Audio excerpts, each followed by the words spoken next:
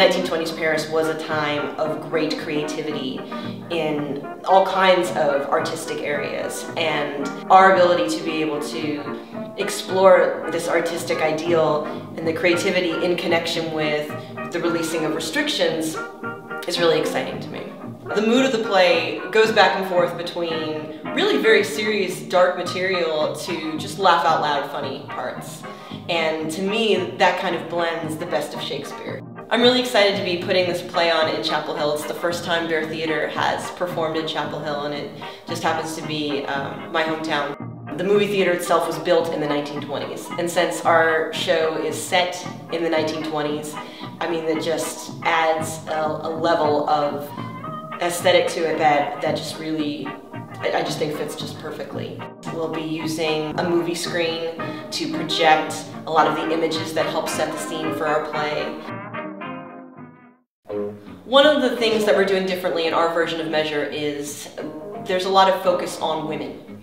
And in 1920s, women flocked to Paris because they, maybe even more than anyone else, were escaping restrictions at home that were telling them how to be, how to live, how to work, how to love. And they came to Paris to fully explore who they were as human beings, outside of just being labeled a woman and the restrictions that went with that at that time. Isabella, of course, one of the most interesting heroines that Shakespeare's ever written.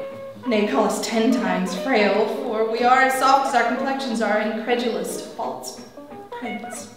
And I think that what I'm trying to do with these roles is show all the different ways that women in this kind of environment can express themselves as powerful, as creative, as you know, individuals exploring their own freedom.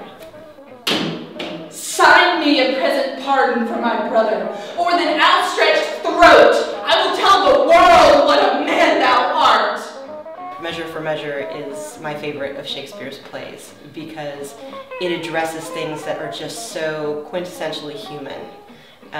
The way that we lie to ourselves, the way that we lie to others. And that doesn't necessarily make us evil.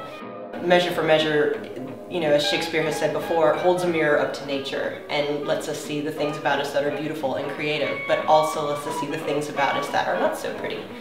It's just a really good example of what Shakespeare does that's different from what you'd expect he does.